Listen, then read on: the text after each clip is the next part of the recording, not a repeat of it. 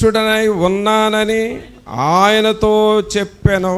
అంటే ఇక్కడ గమనించాల్సింది ఏంటంటే, గిద్యోను నేను ఎన్నిక లేని వాడను, నన్ను ఎవరో లెక్క చేయరు, నా వలన ఏమీ కాదు, నేను కనిష్ఠుడను, నన్ను ఎవరు పట్టించుకోరు అని ఆ మనస్సుతో ఉంటా ఉన్నాడు.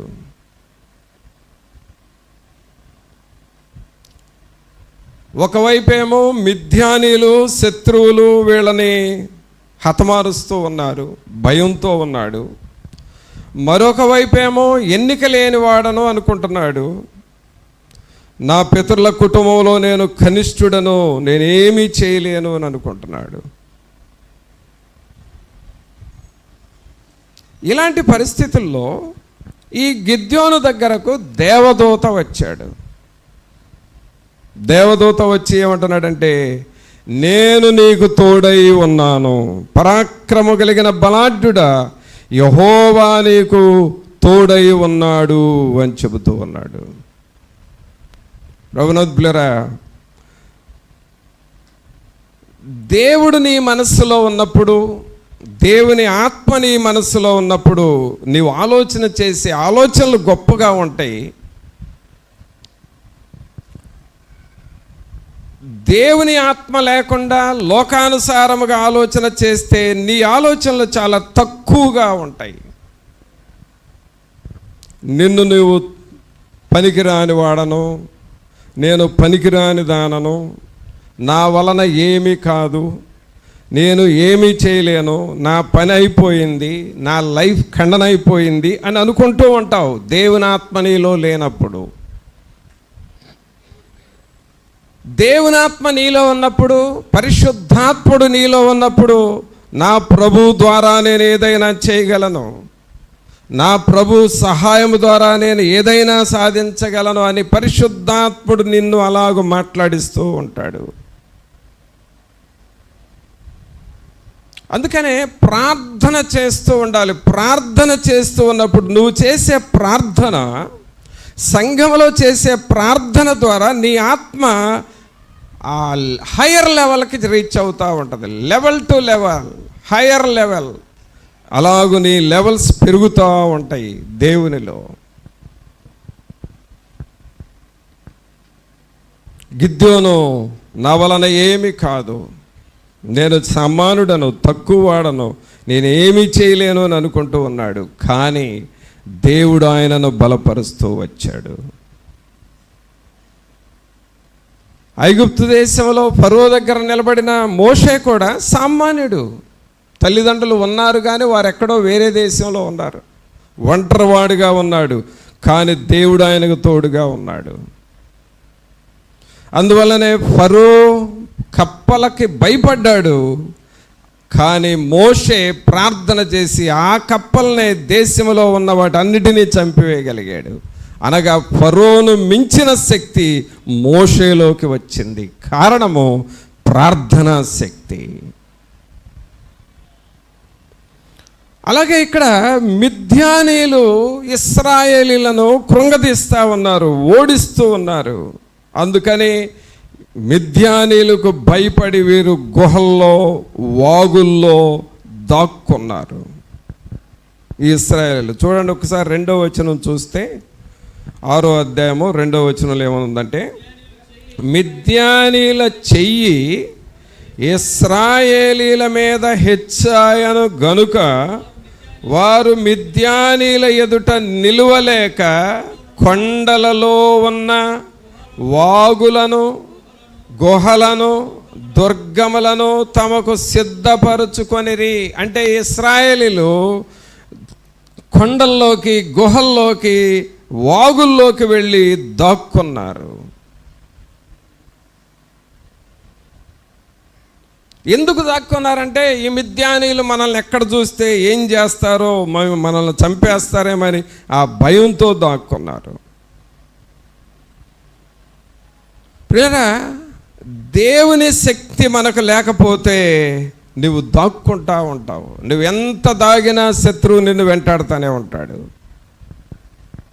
అందుకనే నువ్వు దేవుని శక్తిని పొందుకోవాలి.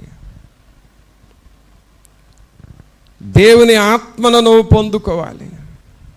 మనం పాడతాం కదా, ప్రార్థన శక్తి నాకు కావాలయా, పరలోక అభిషేకం కావాలయా, ప్రార్థన శక్తి నాకు కావాలయా, నీ పరలోక అభిషేకం కావాలయా, యేసయ్యా కావాలయ్యా, నీ ఆత్మాభిషేకం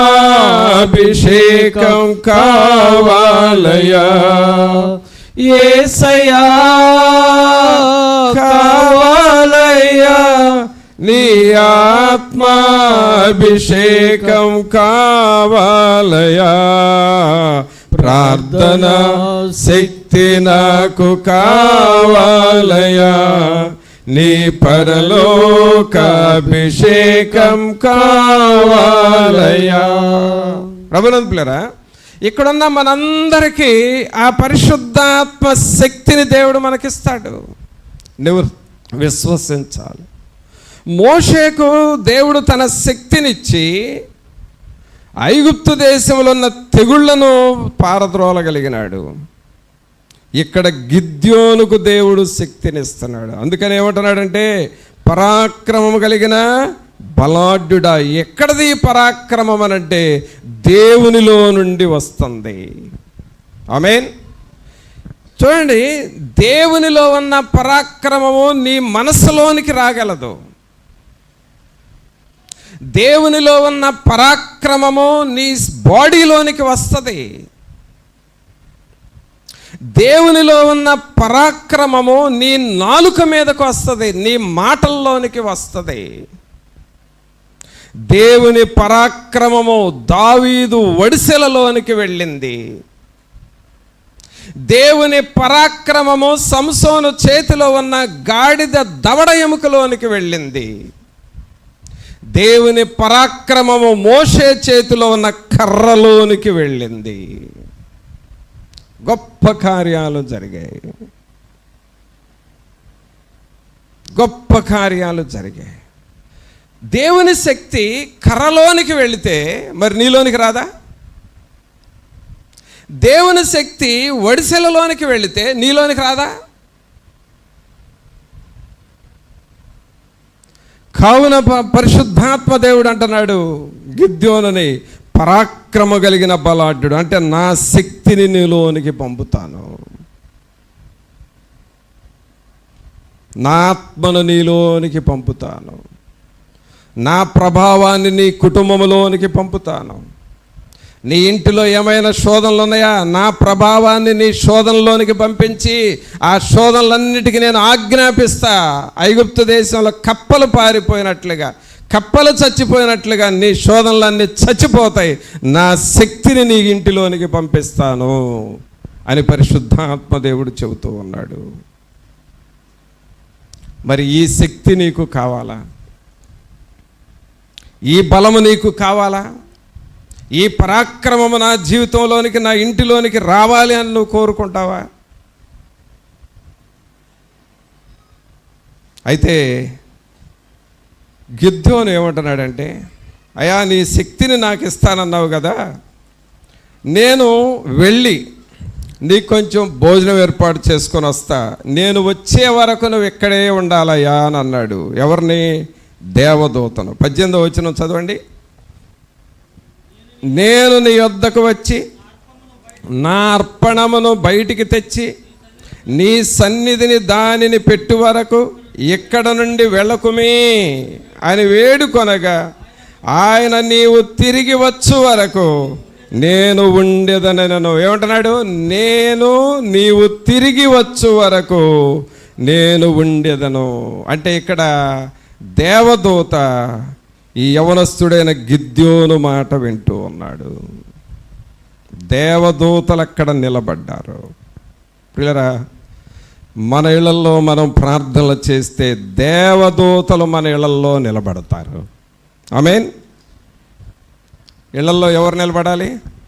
దేవదూతలు. అంతేగాని కిటికీ దగ్గర ఏదో సౌండ్ వచ్చిందని, అక్కడ ఏదో దయ్యం వచ్చిందని, ఈ కిటికీల దగ్గర దయ్యాలు, డోర్ల దగ్గర దయ్యాలు, ఈ కలలు కాదు నీకు రావాల్సింది. నీ ఇంటిలోనికి, నీ కిటికీల దగ్గరకు, నీ గుమ్మాల దగ్గరకు ఎవరు రావాలంటే దేవదూతలు రావాలి. ఆమేన్. దేవదూతలు మా గృహాలలోనికి వచ్చునుగాక అని చెప్పండి అందరూ.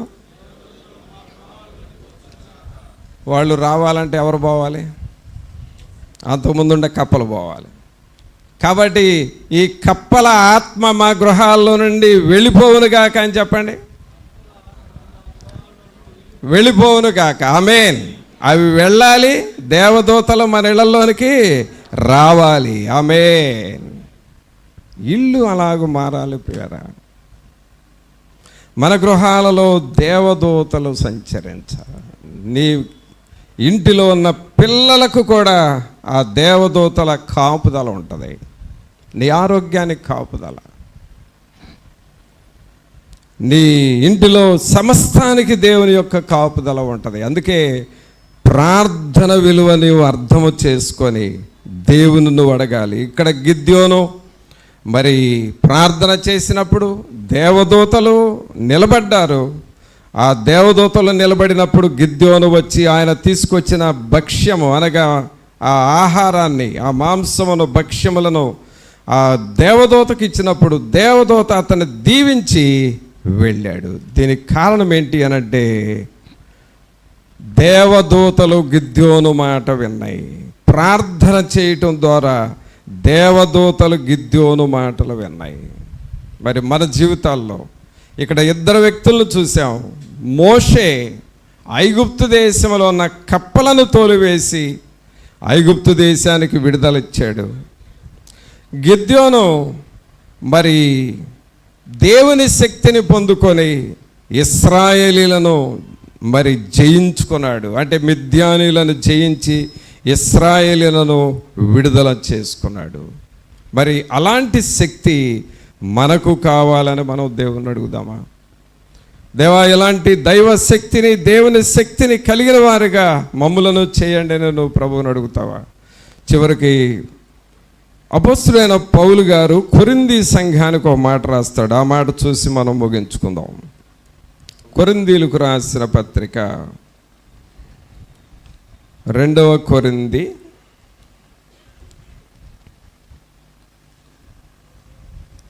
6వ అధ్యాయము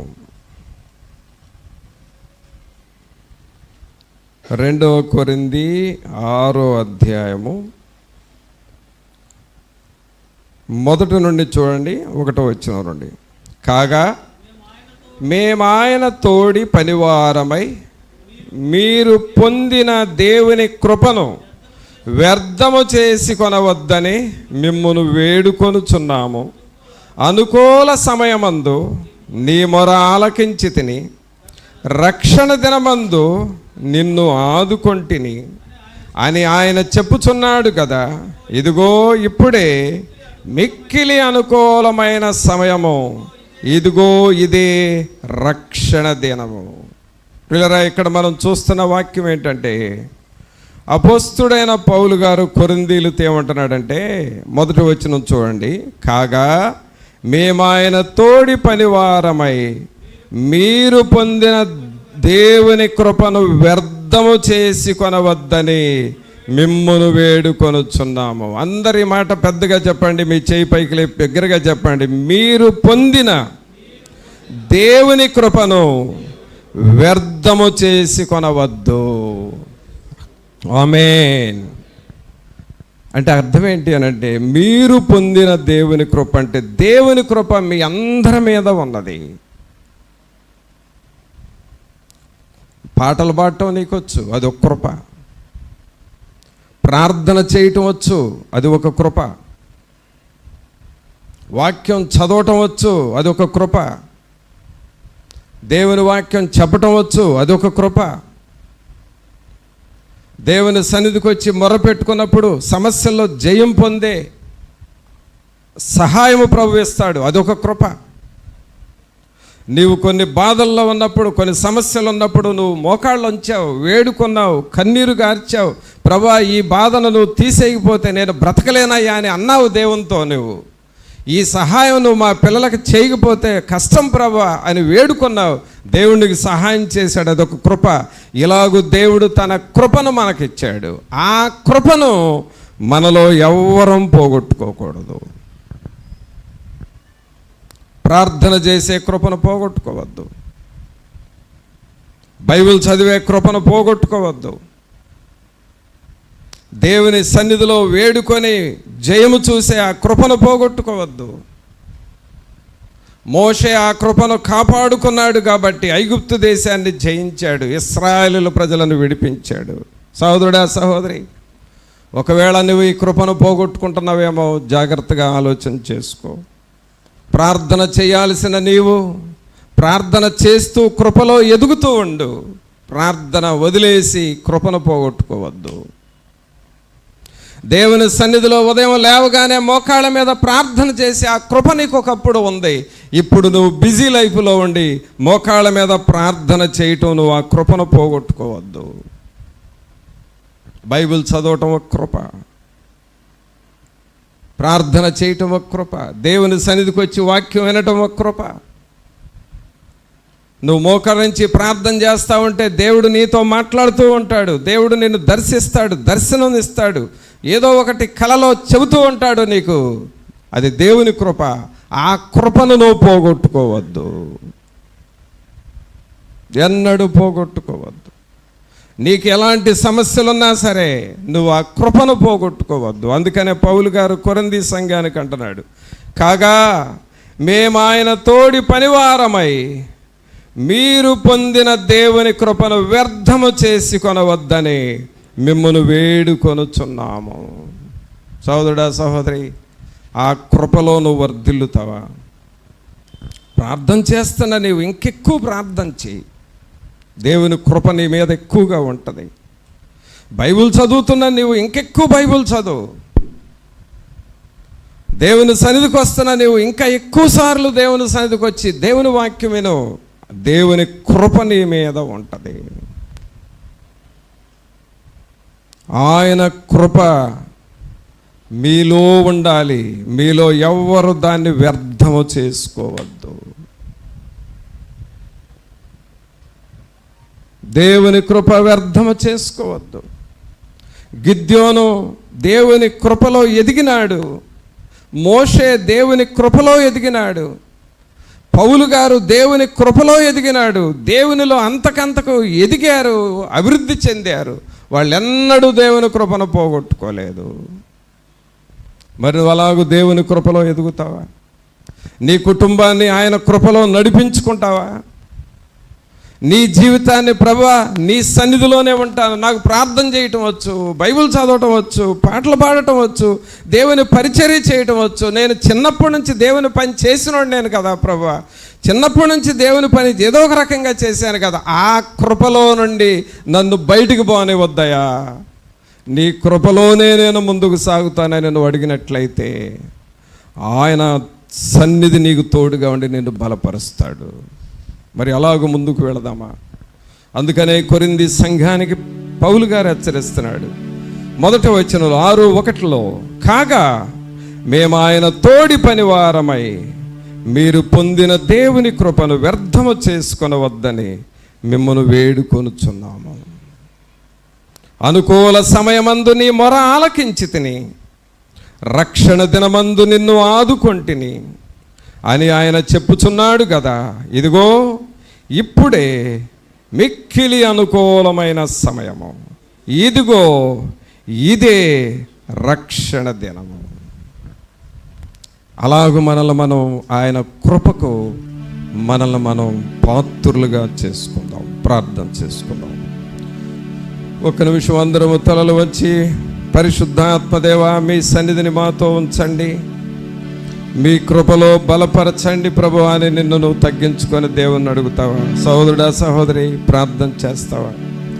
ప్రభా, మోషేకు మీ కృప ఉన్నది కాబట్టి ఐగుప్తు దేశములున్న తెగుళ్ళన్నిటి నుండి ప్రజలను నడిపి విడిపించాడు. గిద్యోనుకు మీ కృప ఉన్నది, తోడుగా ఉన్నది కాబట్టి తన ప్రజలైన ఇశ్రాయేలీలను మిద్యానీల బానిసత్వం నుండి విడుదల చేసినాడు కదా ప్రభువా. దేవా, మాకును మీ కృపను తోడుగా ఉంచండి. మా గృహాలకు, మా పిల్లలకు మీ కృప తోడుగా ఉండాలయ్యా. మీ కృపను మేము వ్యర్థము చేసుకోకూడదయ్యా. సోదరుడా, నోరు తెరిచి ప్రార్థన చేస్తావా? తల్లి, నోరు తెరిచి ప్రార్థన చేస్తావా? ఒక్క నిమిషం నోరు తెరిచి ప్రార్థన చేయి. ప్రభువా, నీ కృపను నేను వ్యర్థం చేసుకోకూడదయ్యా. నాకు చిన్నప్పటి నుంచి మీ సన్నిధిలో వాక్యం వినే కృపనిచ్చారు, పరిచర్య చేసే కృపనిచ్చారు. అది నా పునాదయ్యా. దానిలో నుండి ప్రక్కకు వెళ్ళనివద్దయ్యా. ఎన్నడూ మీ కృపకు నేను దూరం కాకూడదు. మీ కృపకు దూరం అయ్యే పనులు నేను ఏది చేయకూడదయ్యా. మీ కృపలో వర్ధిల్లుతాను. నేను, నా కుటుంబము యెహోషువ కుటుంబములాగా మీ కృపలో ఎదుగుతాము ప్రభువా అని నువ్వు ప్రభుతో తీర్మానం చేసి చెప్తావా? అందరం ఒక్క నిమిషం ప్రార్థన చేసుకుందాం. పరిశుద్ధుడైన మా ప్రభువా, మీకు స్తోత్రాలు, వందనాలు చెల్లిస్తూ ఉన్నాము. మహోన్నతుడా, మహాగణుడా, మా ప్రభువైన యేసు, మిమ్మల్ని స్తుతిస్తున్నామయ్యా. మీ కృప మాకు తోడుగా ఉన్నది. మోషేకు మీ కృప తోడుగా ఉన్నది. అందువల్లనే మోషే ప్రార్థన చేస్తే ఐగుప్తు దేశంలో కప్పలన్నీ చనిపోయినాయి కదా. ఫరో భయపడ్డాడు. మోషే అయితే ఆ శోధనను జయించాడు. ప్రభువా, మీ కృప తోడుగా ఉన్నది. గిద్యోను పైన ఉన్న మీ కృప మా పైన కూడా మీ కృపనుంచారు. అందుకనే పౌలు గారు ఈ కొరింథీ సంఘాన్ని హెచ్చరించాడు, ఈ కృప నుండి మీరు ఎవరు దూరం కావద్దు. మాలో కొంతమంది సండే స్కూల్ పిల్లల దగ్గర నుండి దేవునిలో ఎదిగిన వారం ఉన్నాము. నడి వయసులో నుండి దేవునితో పరిచయమైన వారం ఉన్నాము. స్టూడెంట్ లైఫ్ నుండి దేవుని వాక్యం వింటూనే ఉన్నాము. అదే కృపలో మేము ఎదగాలి. అదే దేవుని పరిచర్య చేస్తూ ముందుకు సాగాలి. ఆ ప్రార్థన జీవితంలోనే మమ్ములను మేము కట్టుకోవాలయ్యా. క్రీస్తు అనే బండ మీద మా జీవితాల్ని కట్టుకోవాలి. కానీ కృపకు దూరమయ్యే పనులు మమ్మలను ఏది చేసుకొనివద్దు అని నువ్వు ప్రభువుని అడుగుతావా? పరిశుద్ధుడు అయిన మా ప్రభువా, మహోన్నతుడా, మహాగణుడా, మా ప్రభువైన యేసు, మిమ్మల్ని స్తుతిస్తూ ఉన్నాము. ఈ ప్రియులనందరినీ మీరు దర్శించండి నాయన. మీ కృపలో ప్రతి ఒక్కరూ వర్ధిల్లాలి. మా జీవితాలలో కప్పల లాంటి శోధనలు, మీకంటే మేము ఎక్కువగా దేనిని ప్రేమిస్తున్నామో అదే మా జీవితంలోకి వచ్చిన కప్ప. మీకు సమయాన్ని ఇవ్వకుండా మేము ఎక్కువగా దేనికి మేము మా సమయాన్ని ఇస్తున్నాము, వాటిల్లో అనవసరమైనవి ఎన్ని ఉన్నాయో అవే మా జీవితంలో ఉన్న కప్పలు. ఇవి చచ్చిపోవాలి ప్రభువా. ఇవి మాలో నుండి తోలివేయబడాలి ప్రభువా. మీ కృపలో మేము వర్ధిల్లాలి ప్రభువా. మా కుటుంబాలు మీ సన్నిధిలో నిలకడగాను ఆశీర్వాదకరముగా మారాలి ప్రభువా. తండ్రి, మీకు స్తోత్రాలు, మీకు వందనాలు చెల్లిస్తున్నాం. ఈ ప్రియబిడ్డలను మీరు దర్శించండి. మీ కృపలో వర్ధిల్లు వారిగా చేయండి. పౌలు గారు మీ కృపలో ఎదిగినాడు ప్రభువా. తిమోతి మీ కృపలో బలపడినాడు ప్రభువా. అలాగే యోహోను, పేతురు, యెహోషువ కుటుంబము, దావీదు కుటుంబము, అకుల, ప్రిస్కిల్ల కుటుంబాలు మీ కృపలో వర్ధిల్లినారు ప్రభువా. అలాంటి కుటుంబాలు ఇక్కడ సిద్ధపడాలి. అలాంటి కుటుంబాలుగా వీరి కుటుంబాలు మారాలి ప్రభువా. మేమందరము సంఘములో నాటబడినాము. ప్రతి ద్రాక్ష చెట్టు ఫలించాలయ్యా. ప్రతి కుటుంబములో కృప ఉండాలయ్యా. ప్రతి కుటుంబములో పూత రావాలయ్యా. ప్రతి కుటుంబములో కాపు రావాలయ్యా. దేవా, లాంటి ప్రార్థనా శక్తి మా ఇళ్లలో దయచేయండి. సంఘములో మీరు ఉంచండి. మీ సన్నిధి, మీ ఆత్మ తాకుదల ప్రతి ఒక్కరితో ఉంచి మీరు ఆత్మలు ఇంకను లోతుగా నడిపించి బలపరిచి ప్రార్థన విలువను మేము గుర్తెరిగి ప్రార్థన మీద దృష్టి పెట్టు కృపలో వర్ధిల్లుటకు మాకు సహాయము చేయమని నజరేయుడైన యేసు నామమున అడిగి వేడుకొంచున్నాము తండ్రి. ఆమేన్. మన తండ్రి అయిన దేవుని ప్రేమ, కుమారుని కృప, పరిశుద్ధాత్మని యొక్క సన్నిధి ఇప్పుడు నెల్లప్పుడు మనందరికి తోడుగా ఉండి సహాయము చేసి నడిపించునుగాక. ఆమేన్.